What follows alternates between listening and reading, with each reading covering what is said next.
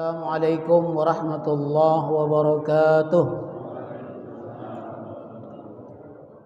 Bapak-bapak, ibu-ibu, jamaah sekalian yang dirahmati oleh Allah.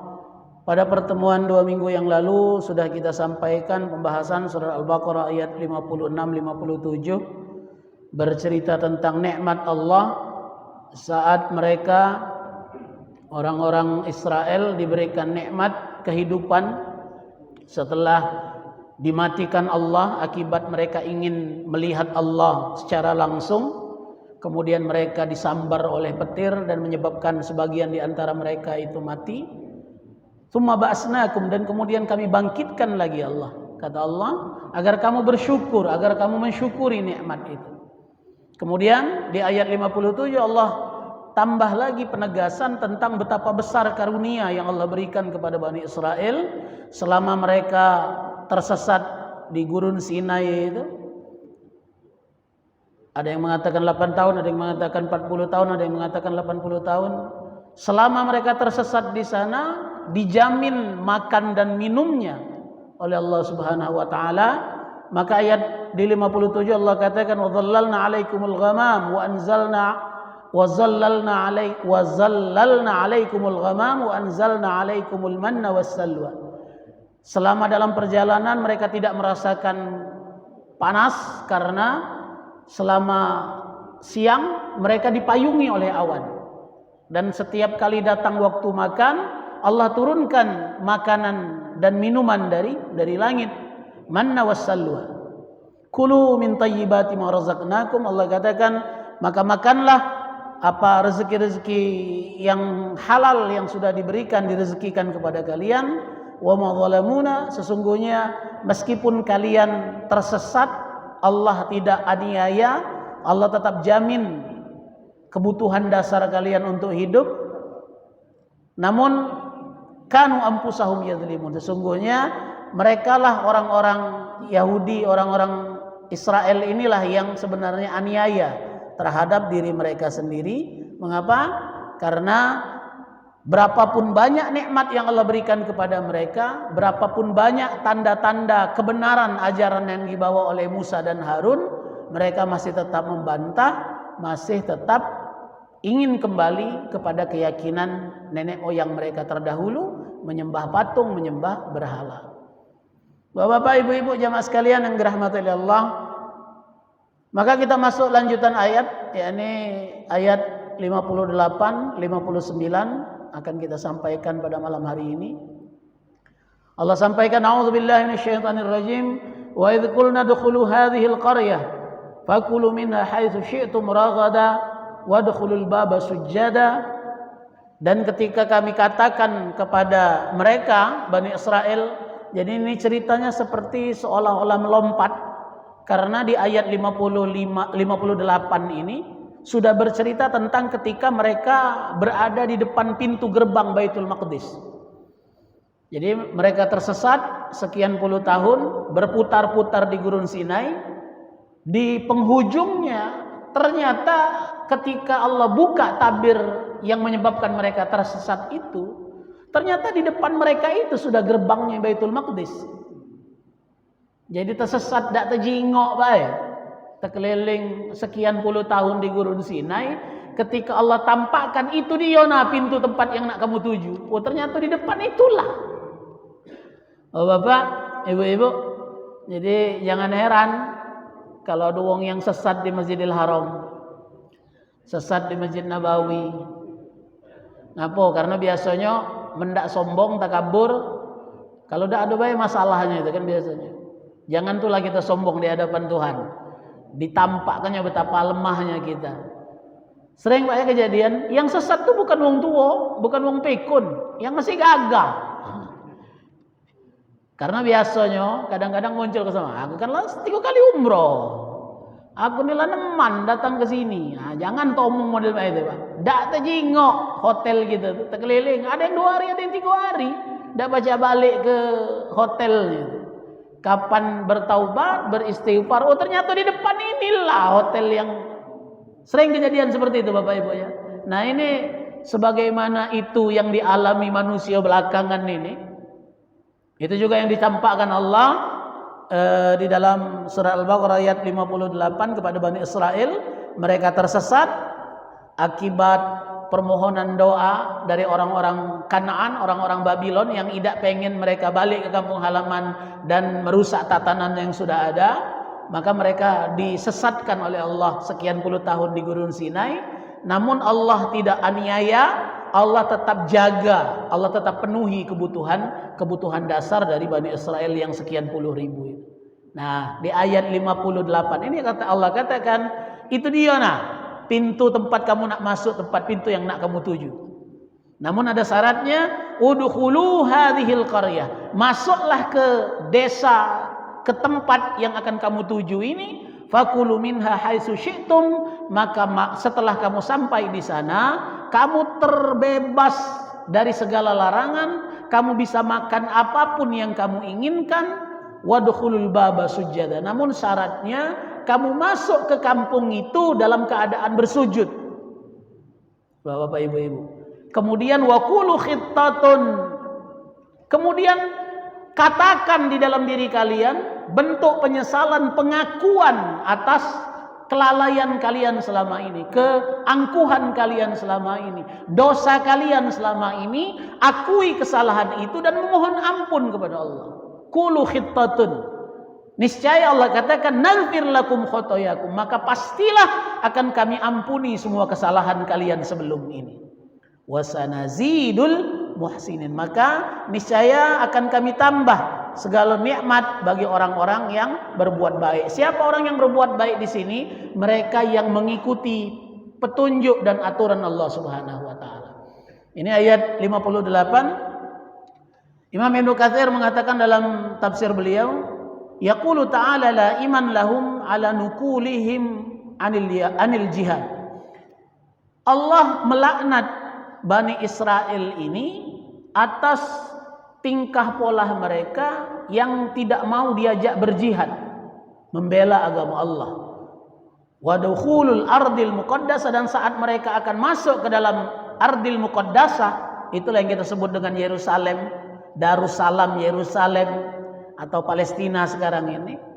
Lamma qadamu min biladi Misra, ketika mereka menyeberang dari Mesir, suhbata Musa, direwangi oleh Nabi Musa alaihissalam dan Harun, fa amaru bidukhulil ardil muqaddasah allati hiya mirasul lahum, maka Allah perintahkan mereka masuk ke dalam ardil muqaddasah, Palestina, tanah yang suci itu adalah merupakan tanah hiya mirasul lahum, yang diwariskan oleh min an abihim Israel, yang telah diwariskan oleh nenek moyang mereka, yakni Israel.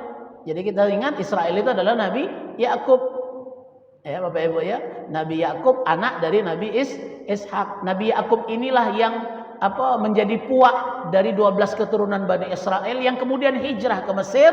Namun dijanjikan Tuhan, suatu saat kamu akan kembali lagi ke tanah kelahiran kamu, tanah yang dijanjikan itu.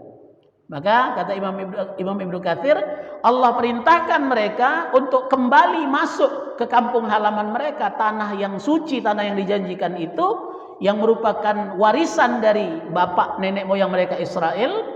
Namun sesungguhnya Allah ingin mengulang kembali tentang betapa hebatnya kekuatan yang dimiliki oleh Yakub, yang ketika itu Yakub bisa mengalahkan beberapa orang raja kafir yang tinggal di daerah Kanaan, daerah Darussalam Yerusalem waktu itu. Panakalu an kitalihim, namun ternyata anak keturunan dari Bani Israel ini tidak mewarisi sifat jihad, semangat yang dimiliki oleh Yakub itu. Jadi Bapak-bapak, Ibu-ibu, kalau kita buka sejarah Yerusalem itu, diceritakan bahwa Nabi Yakub ini dapat gelar Israel itu karena dia termasuk di antara nabi yang menjadi panglima perang, memimpin peperangan melawan raja-raja kafir di tanah Yerusalem itu. Dan dia sampaikan risalah tauhid, ajaran tentang menyembah hanya kepada Tuhan yang satu. Nah, Nabi Yakub ini adalah di antara nabi yang angkat senjata melok berperang, memimpin pasukan perang. Makanya kalau kita buka perjanjian lama, di antara makna Israel itu disebut dengan anak Allah, tentara Allah, orang yang memiliki kekuatan. Jadi kalau di perjanjian baru itu Bapak Ibu ada sejarahnya ngapo Nabi Yakub itu digelari Israel. Jadi ketika dalam peperangan melawan tentara-tentara yang dipimpin oleh raja-raja kafir itu. Jadi zaman dulu perang itu bukannya 24 jam Bapak Ibu, dari pagi sampai siang sampai sore. Kapan malam balik ke kemah masing-masing. Besok pagi berperang lagi. Terus sampai ada yang kalah.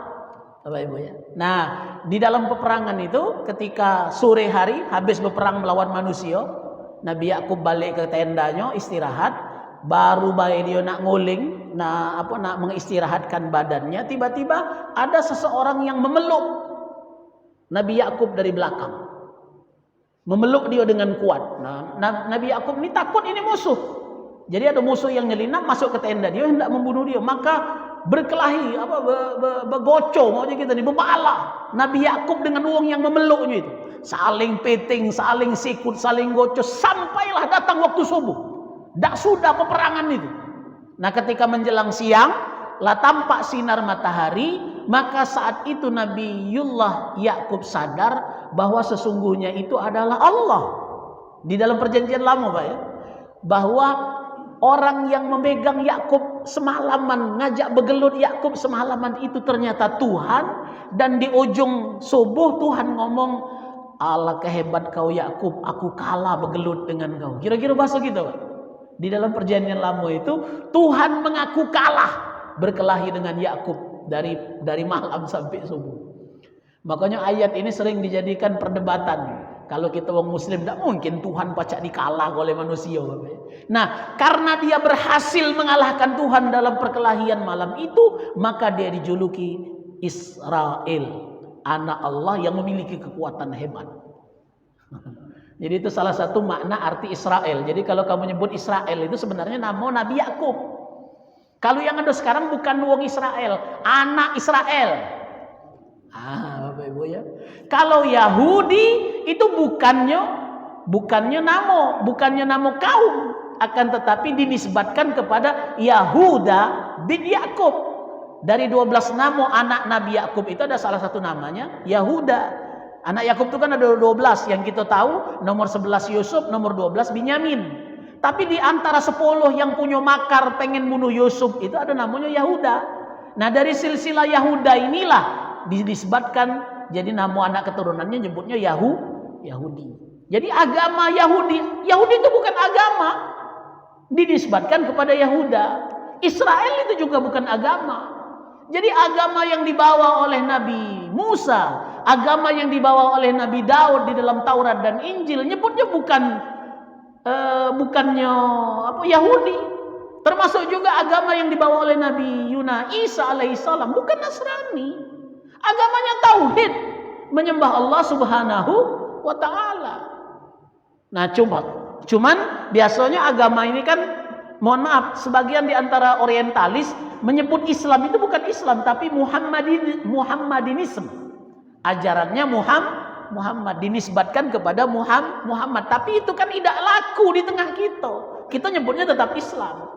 Nah, berbeda dengan agama Yahudi dan agama Nasrani. Sebenarnya bukan sebutan agamanya, tapi nisbat kepada Yahuda. Sama seperti Nasrani. Nasrani itu kan bukan agama, bukan sebutan agama sebenarnya. Tapi kalimat pertanyaan Isa kepada sahabatnya, 12 anak muridnya, "Man ansari?" Ketika Nabi Musa bertanya kepada Hawariyun, Nabi Musa bertanya, "Siapa yang bakal nolong aku dari makar Raja Pilatus dari Romawi kuno yang ingin membunuhku?" Apa kata Hawariyun, murid-murid Musa, murid-murid Isa? "Nahnu ansarullah." Kami ini yang bakal nolong kau di jalan Allah. Maka karena mereka penolong disebut Nasoro, orang-orang yang membantu, orang-orang yang menolong.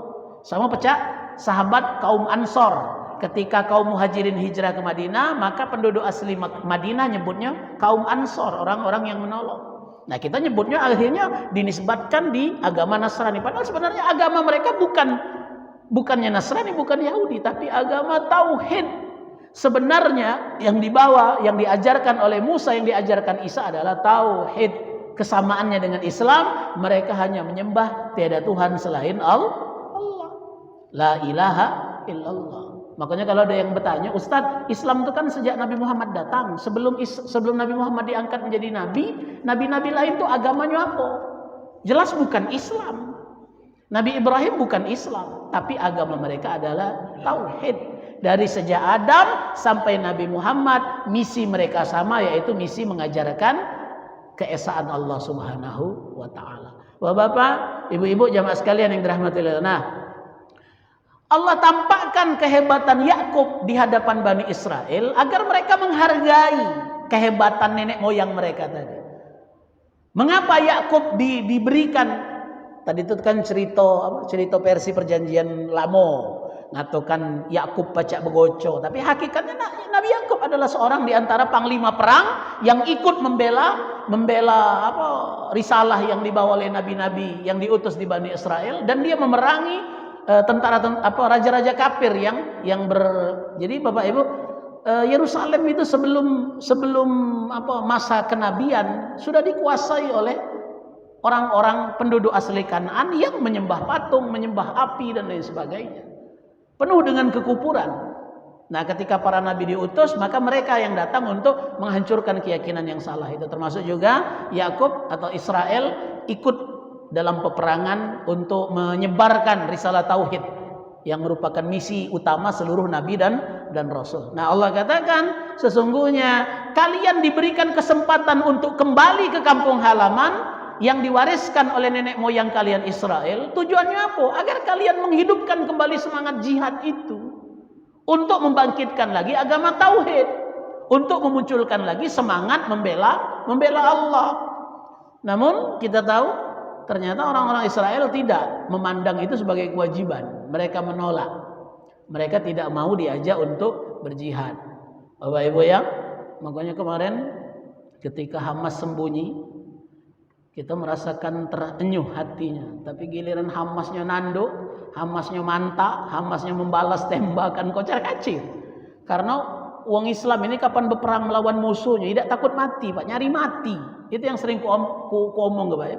Ngapa nenek moyang kita dulu menang melawan Belanda, melawan Jepang? Karena yang dicari itu bukan menang, tapi mati. Karena mati ukurannya surga. Dak kate ruginya perang di jalan agama Allah ini. Kalau menang disanjung, kalau mati masuk surga. Makanya dak kate umat Islam yang takut mati dalam berperang. Sementara wong Yahudi ini ukurannya dunia, Pak. Kita berperang, kita mati, wong yang ambil hasilnya. Ay kaget.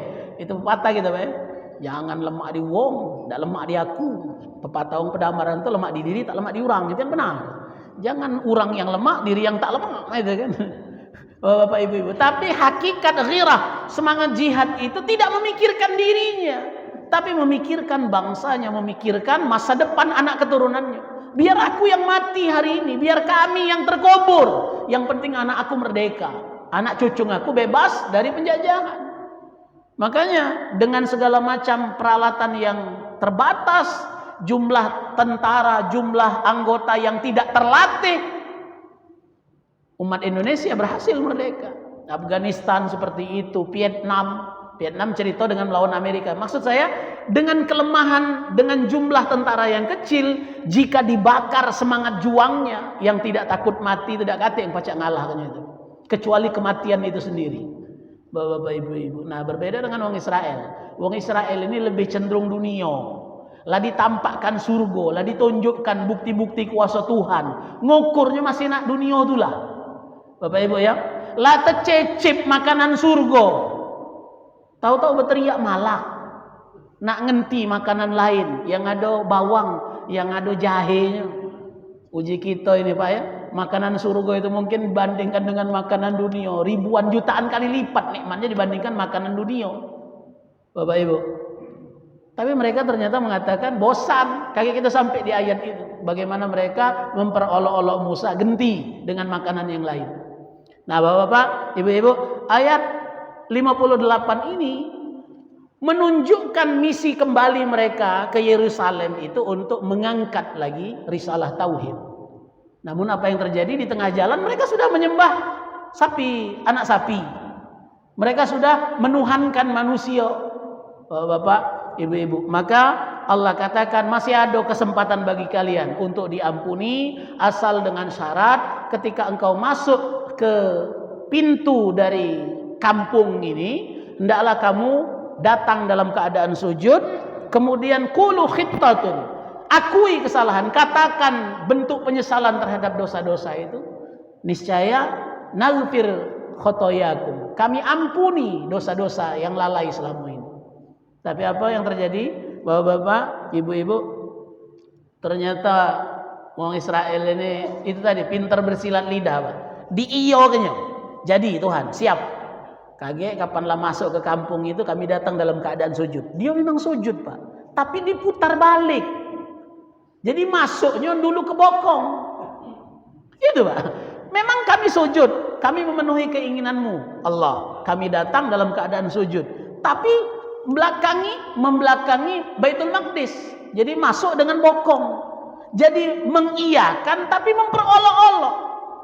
Padahal kita paham maksud Allah menunjukkan datanglah dalam keadaan sujud, artinya takluk, menyerah di hadapan Allah. Bapak, ibu-ibu, maka tempat yang paling mulia bagi seorang hamba itu saat dia rukuk dan sujud. Mengapa? Karena saat itu dia betul-betul rendah di hadapan Tuhannya. Ketika kita sudah betul-betul rendah di hadapan Tuhan, maka kita mulia di hadapan Allah Subhanahu wa taala. Makanya tempat paling mustajab berdoa itu waktu rukuk, waktu sujud. Ngapa? Karena itu waktu paling dekat kita dengan Allah. Kalau kita sedang tegak, membusungkan dada, menunjukkan kehebatan kita, rasanya Tuhan dewek dah galak marahi kita. Kalau kita dengan kesombongan. Tapi kalau kita datang dengan tunduk, apalagi dalam keadaan sujud, itu menunjukkan kita lemah di hadapan Allah Subhanahu wa taala. Nah, saat kita lemah di hadapan Allah, Allah yang akan mengangkat, menguatkan kita. Saat kita merendah di hadapan Allah, Allah yang akan meninggikan kemuliaan kita di hadapan Allah, di hadapan makhluk-makhluknya. Jadi itu makna ketika Allah katakan masuklah sujadan. Masuklah ke kampung yang dijanjikan tadi dalam keadaan tunduk. Siap Allah, kami datang dalam keadaan sujud. Tapi diputar balik bokongnya yang masuk duluan. Allah katakan, qulu khittatun, akui kesalahan, ungkapkan kesalahanmu. Mereka tidak mengungkapkan kata-kata itu. Justru dibalik dengan kalimat yang lain, seolah-olah dia mengatakan bukan kesalahan kami. Ini memang bagian kami. Tanah ini memang hak kami. Bapak-bapak, ibu-ibu. Jadi kalimat khittatun itu diputarnya, dibaliknya menjadi apa? Aku belum terbaca, pas tafsirnya ini panjang. Kalau nak dibaca siko-siko kamu malak dengarnya. Bapak Ibu, diubahnya kalimat dengan 2 atau 3 huruf menjadi kalimat itu bukan pengakuan dosa, tapi justru mengatakan memang kami pantas balik ke kampung ini karena ini memang warisan dari nenek moyang kami. Biarpun bukan kaum job, memanglah hak kami. Kira-kira itu, Pak, kalimatnya. Jadi dengan membelakangi Baitul Maqdis, mereka masuk membelakangi Baitul Maqdis, menunjukkan keangkuhan, memperolok-olok Tuhan, kemudian mulut mereka bergumam, tidak mengakui kesalahan. Justru semakin menegaskan kesombongan mereka di hadapan Allah Subhanahu wa taala. Kira-kira Tuhan tahu tak isi hati mereka? Ya pasti tahu lah. Maksud mereka memutar badan, kemudian maksud mulut mereka bergumam menolak pengakuan dosa tadi, diketahui oleh Allah Subhanahu wa taala, maka Allah katakan Allah akan ganjar wong yang mengikuti petuah ini dengan kebaikan, namun karena kalian ganti pabaddalal ladzina zalamu qawlan ghairal ladzi qila lahum, maka mereka mengganti kalimat khittatun tadi dengan kalimat yang lain yang justru berbalik dari pengakuan, justru tidak mengakui kesalahan mereka. Fa anzalna 'alal ladzina zalamu rijzam minas sama' bima kanu yafsukun. Maka Allah turunkan penyakit, Allah turunkan hinaan, Allah turunkan ujian bala kepada Bani Israel. Maka menurut sebagian ulama tafsir, makna anzala alaihim fa anzalna 'alal ladzina zalamu rijzam minas sama', makna rijzam minas sama' ini adalah bentuk pengusiran Allah bagi Bani Israel. Mereka tidak pantas untuk kembali ke kampung halaman mereka. Maka sebagian ulama tafsir mengatakan sejak saat itu sebenarnya Bani Israel tidak lagi berhak mengakui tanah Yerusalem sebagai tanah warisan dari nenek moyang mereka. Nah, ini akar sejarah mengapa umat Islam merasa lebih berhak terhadap Yerusalem daripada Bani Israel. Ngapa? Karena Bani Israel tidak memenuhi persyaratan yang diberikan Allah untuk ngembek hak tanah mereka tadi dengan memperolok-olok Tuhan. Bapak Ibu ya. Jadi Allah turunkan bencana, maka sejak saat itu tidak ada kedamaian sedikit pun di tanah Yerusalem itu sampai Bani Israel terusir galo-galo dari tanah Yerusalem. Bapak Ibu ya. Jadi kalau kamu baca sejarah setelah Nabi Musa menghantar, jadi Nabi Musa ini tidak sampai ke Yerusalem, Pak. Nabi Musa ini keburu meninggal. Makanya kuburan Nabi Musa tidak ditemukan di Yerusalem. Bapak Ibu ya. Nabi Musa kuburannya antara Gurun Sinai dengan Yerusalem. Jadi belum sampai ke Yerusalem Nabi Musa meninggal. Harunlah yang ngawal Bani Israel ini balik ke kampung halaman. Nah, sejak mereka menempati Yerusalem kedua setelah mereka hijrah ke Mesir, tidak ada kedamaian di antara mereka. Sesama mereka saling bunuh, sesama mereka saling berperang. Di antara ke-12 anak keturunan Yahudi tidak kata yang akor, berbalas sesama mereka. Saling kesek ke mau gitu nih, tidak pernah suko siapa yang jadi pemimpin, yang dari kabilah lain nuntut pulau, berperang sesama mereka. Justru yang berkuasa di situ adalah orang Romawi, Yunani Romawi. Makanya kita tahu akhir cerita Nabi Isa itu kan rajonya memang wong Israel. Raja yang menempati Yerusalem itu Israel, tapi yang membunuh dan menjadi raja sebenarnya adalah Raja Pilatus yang di Romawi. Jadi raja yang ada di Israel itu raja boneka yang ditunjuk oleh Raja Romawi. Nah itu Pak. Kalau sesama mereka duduk bareng milih pemimpin yang tegak tidak diakui oleh yang lain. Nah tapi karena penguasa penjajah sebenarnya nunjuk si A yang jadi raja, maka yang lain takluk. Ngapa? Karena di belakangnya ada tentara Romawi, ada raja Romawi. Jadi dari sejak mereka masuk kedua sampai akhirnya setelah habis peradaban Romawi Yunani kuno, Romawi hancur, Bapak Ibu, tentara Israel, pasukan kerajaan Israel itu hilang dari bumi Yerusalem. Bapak Ibu ya. Maka kita tahu cerita ketika Nabi Muhammad wafat digantikan oleh Sayyiduna Umar. Sebenarnya ketika Nabi Muhammad wafat itu proses pembebasan Palestina sudah dikerjakan. Tapi Palestina betul-betul diambil oleh umat Islam itu di zaman Umar Ibnul Khattab. Nah sejak itu Islamlah yang berkuasa di Palestina, Bapak-bapak, ibu-ibu. Dan ketika Islam datang itu bukan mencaplok kekuasaan, tapi diundang oleh orang-orang Israel yang ada di sana untuk menyelamatkan mereka dari penjajahan Romawi.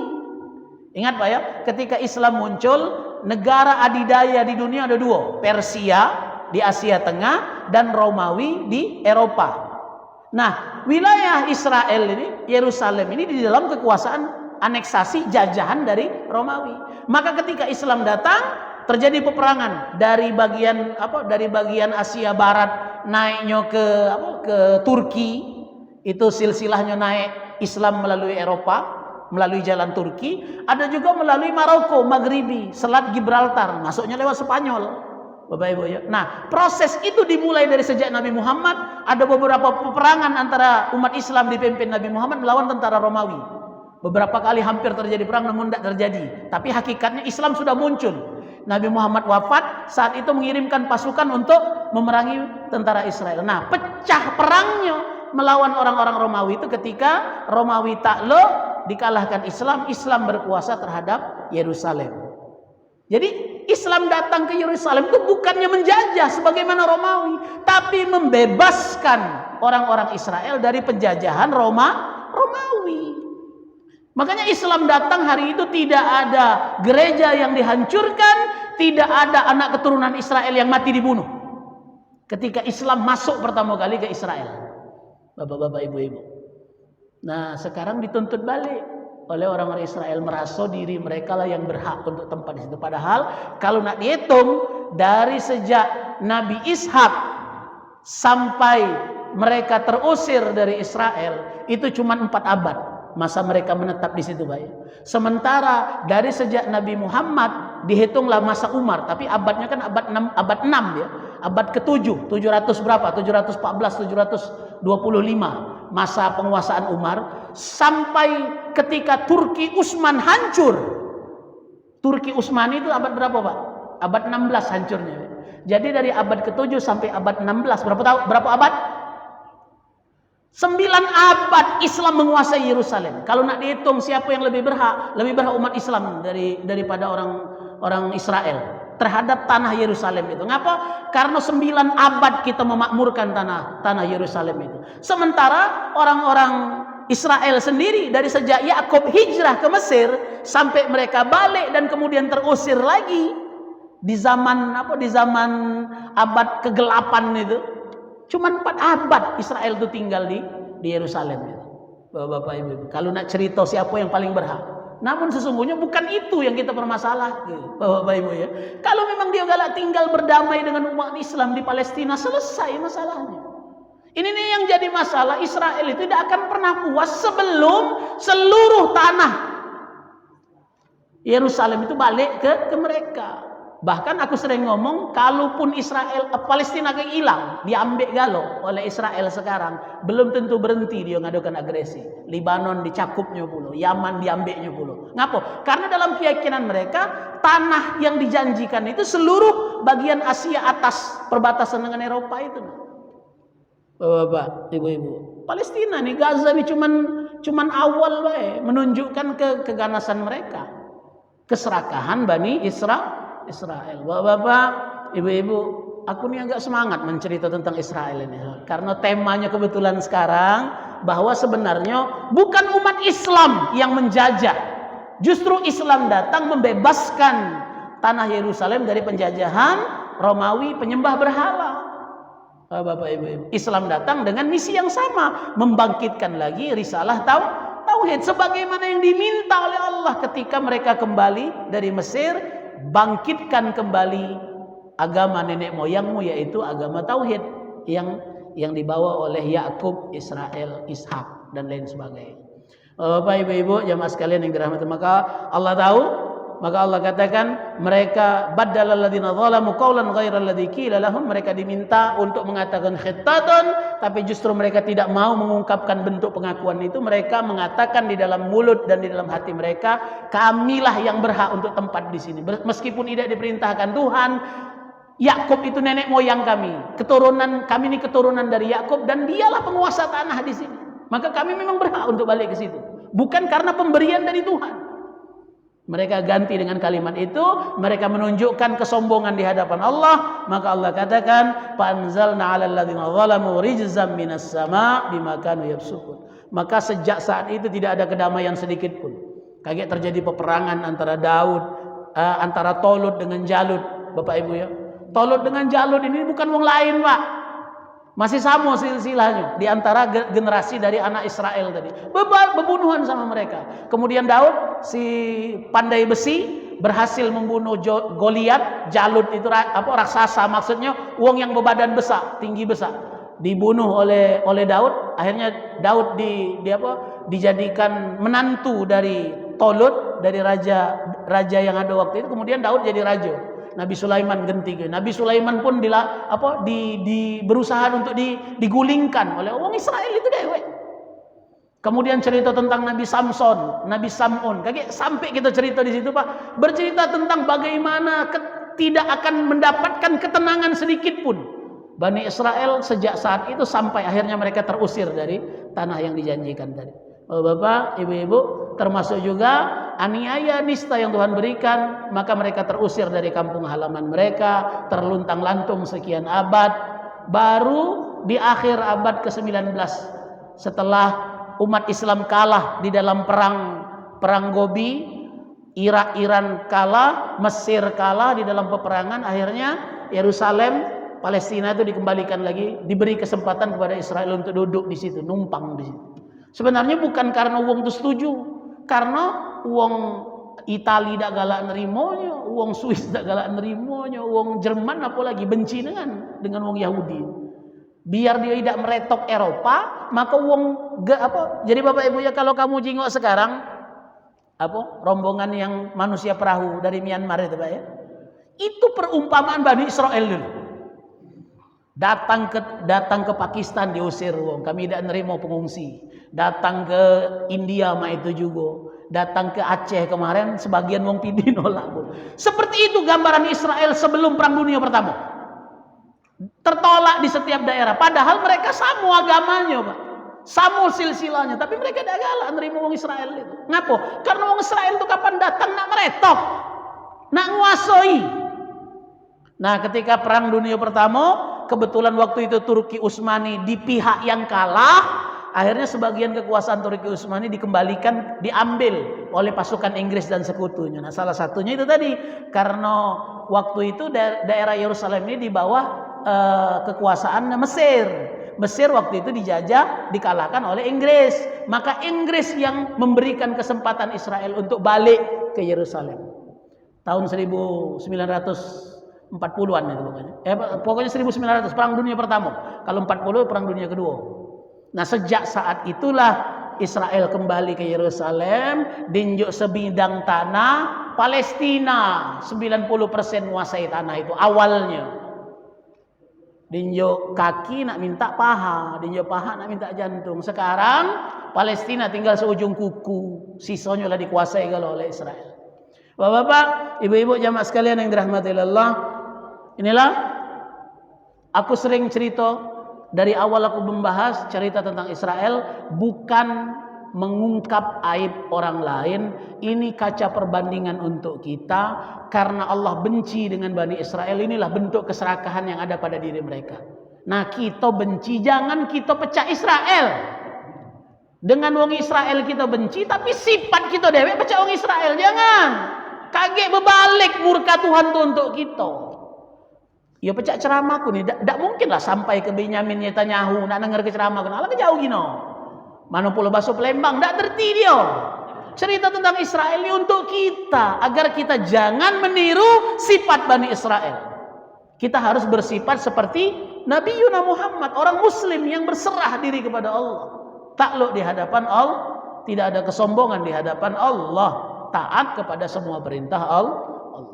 Bapak-bapak, ibu-ibu, jamaah sekalian yang dirahmati oleh Allah, masih berapa menit lagi sebelum masuk waktu Isya? Jadi sudah lewat belum ya? Ayat 58, 59 yang kita sampaikan. Insya Allah pada pertemuan berikutnya pembahasan tentang bagaimana mereka memperolok-olok saat makanan dari surga lah malak makannya, nak minta ganti dengan makanan dari dunia. Insya Allah pada pertemuan berikutnya kita sampaikan hal itu. Sebelum kami tutup, jika ada pertanyaan dipersilahkan.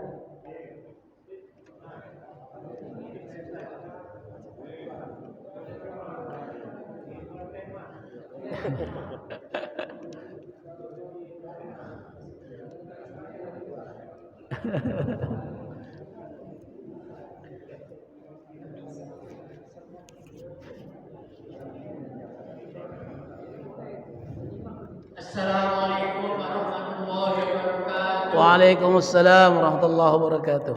Ada dua pertanyaan Ustaz. Siap. Yang pertama, apakah ibadah yang kita kerjakan siang, malam, pagi dan sore bisa menentukan kita untuk masuk surga? Ataukah ada faktor lain yang akan menentukan? Yang kedua, apakah itu agama Yahudi? Siapa nabi mereka? Itu aja Ustaz. Terima kasih. Assalamualaikum warahmatullahi wabarakatuh. Waalaikumsalam warahmatullahi wabarakatuh. Jadi, aku jawab yang nomor 2 dulu karena masuk pembahasan kita tadi. Yahudi itu sebutan orang saat ini. Disebutnya agama Yahudi. Sebenarnya kalau nak disebut silsilah lebih tepat agama Tauhid. Itu yang aku ceritakan di awal, Pak ya. Nah, kalau sekarang disebut dengan Yahudi, agama Yahudi adalah dari silsilah Yahuda bin Yakub bin Ishak bin Ibrahim. Ya. Nah, kelompok mereka ini memandang bahwa ajaran mereka ini adalah ajaran eksklusif, tertutup. Jadi Bapak Ibu, beda dengan Islam sama Nasrani. Kalau Islam sama Nasrani, agamanya misionaris. Kita punya kewajiban untuk ngajak wong masuk Islam. Wong Nasrani mah itu juga punya kewajiban masukkan wong untuk ke agama mereka. Kalau wong Yahudi tidak, Pak. Dia tidak nuntut kita masuk agama Yahudi, tidak. Malah mereka memandang tidak pantas masuk ke agama mereka selain dari anak keturunan Israel. Makanya di Israel itu Bapak Ibu agamanya bukan cuma Yahudi. Wong Islam ada, wong Nasrani ada. Tidak dipaksanya masuk agama Yahudi, malah tidak boleh. Kalau bukan anak keturunan Israel masuk agama Yahudi. Jadi agama Yahudi itu khusus untuk anak keturunan Israel. Makanya dalam urusan penyebaran agama ada kata silang sengketa antara Islam dengan Yahudi. Kalau kita galak bersinggungan dengan wong Nasrani, ngapa? Karena kita nak narik wong Nasrani masuk Islam, wong Nasrani nak masuk narik wong Islam masuk Nasrani, gitu kan? Kalau Yahudi tidak. Yang mereka perebutkan ini bukan agama tapi dunia, harta. Nah, itu Pak ya bedanya. Nah, kalau dari segi struktur teologinya, bentuk penyembahannya, praktek agama Yahudi lebih menyerupai agama Islam, Pak. Dalam tauhid mereka, orang Yahudi itu Tuhannya siko. Bukan tiga seperti orang Nasrani. Tuhan mereka satu. Hanya saja mereka mengatakan Israel anak Tuhan, Nabi Daniel anak Tuhan. Nah, itu baik. Tapi bukan anak Tuhan jadi Tuhan. Berbeda dengan orang Nasrani kan? Ketika Isa diangkat, strukturnya jadi Tuhan di atas, Tuhan Bapa, Tuhan Anak di bumi, penyelenggaranya disebut dengan Ruhul Kudus, maka yang di dunia pun jadi Tuhan. Nah, kalau orang Yahudi tidak nyebut Israel anak Tuhan, tapi mereka tidak menyembah Israel. Nyebut Nabi Daniel yang tedok 100 tahun kemudian bangun lagi, Uzair nyebutnya. Wong nyebutnya Uzair, ada yang nyebutnya Nabi Daniel, Bapak Ibu. Tapi mereka tidak pernah menyembah Uzair. Mereka tetap menyembah Allah. Yo, kita nyebutnya Allah, Pak ya. Tapi mereka nyebutnya Elohim, nyebutnya Yahweh dan lain sebagainya. Tapi Tuhannya siko. Berbeda dengan Nasrani. Makanya kalau di Al-Fatihah itu maghdub, yang dimurkai itu wong Israel karena dia tekak bantah tadi, Pak, jin peka. Kalau orang Nasrani kita nyebutnya dolin, sesat lagi menyesatkan. Ngapa? Harusnya nyembah siko Tuhan, dia nyembah Tuhan jadi tiga. Tiga dalam satu, satu dalam tiga bahasa mereka. Jadi itu Pak ya. Siapa nabinya? Nabi-nabi dari anak keturunan Israel itu seluruh nabinya Bani orang Yahudi nyebutnya. Mereka mengakui, tapi mereka mengakui Musa, tapi Musa dipermainkannya. Ngakui Nabi Zakaria itu sebagai nabi yang umurnya paling panjang di antara anak keturunan Israel, yang petuahnya didengar dia membaptis wong Yahudi, nyunat ke wong Yahudi, tapi Zakaria dewe dibunuh oleh wong Yahudi. Dipenggal oleh wong Yahudi, tapi memang bukan wong Yahudi yang menggalnya, Pak ya. Raja Romawi menggunakan kekuatan Romawi untuk memenggal Zakaria. Nah, itu juga Nabi Yahya, anaknya dari Zakaria, dibunuh. Walaupun mereka mengatakan Yahya, Yohanes sang pembaptis. Jadi turun silsilah Zakaria yang jago sinagog, Zakaria mati, Yahya bangkit jadi pembaptis. Jadi Yahya itu Bapak Ibu nyucikan wong Yahudi. Kapan datang masa hari besarnya wong Yahudi itu turun ke sungai, Nabi Yahya yang baca di pangkal sungai, maka disucikan galau-galau. Tapi Yahya dewe dibunuh oleh orang Yahudi itu. Jadi mereka mengatakan Nabi kami, Tuhan kami sama, tapi itu tadi dalam segi menguntungkan dunia mereka. Kapan merugi kata kok Nabi dibunuh ya. Nah, itu keburukan orang Israel. Jadi kalau kamu nanya agama Yahudi, kalau kita nyebutnya bukan. Yang dibawa Musa itu bukan Yahudi, tapi agama Tauhid. Yang dibawa Nabi Zakaria itu agama Tauhid. Yang dibawa Nabi Isa adalah agama Tauhid. Terus, mungkinkah dengan amal kita bisa masuk surga? Mungkin. Ngapa tidak mungkin? Kalau tidak mungkin, tidak kena ada Tuhan menjanjikan kita masuk surga dengan amal perbuatan kita. Bapak Ibu ya. Tapi peluangnya mungkin 1001, 1.000.001. Nabi dewe ngomong, aku masuk surga bukan karena amalku, tapi karena rahmat Allah. Jadi maksud aku mah ini, jangan gara-gara itu laju kita pesimis. Untuk apa beramal banyak-banyak? Bakal tidak masuk surga, bakal masuk neraka. Artinya sudahlah dekat dengan Nabi baik. Kita berhenti beramal. Salah. Beramal tetap dikerjakan, wasilah lain, syafaat tetap kita harapkan, amal jariah tetap kita kerja ke, ilmu bermanfaat tetap kita gawe ke. Moga-moga di antara sekian banyak amalin ada yang bakal masukkan kita ke surga. Nah, ketika ternyata amal belum cukup, ada tanda cinta Nabi, ya sudahlah, bantulah ini nih, apa sesep-sesep sedikit malaikat, cuman kurang seon timbangannya, Pak ya lah masuk ke kira-kira syafaat tuh Pak ya modelnya. Kira-kira kurang semato, harusnya masuk surga gara-gara kurang semato masuk neraka. Pak ya, anggaplah dak kate malaikat masuk ke. Nah itu syafaat. Tapi mendak kate ini yang nak ditimbang uji Nabi, ada apa dinjuk syafaat kaget dulu yang ada amal yang naik gini.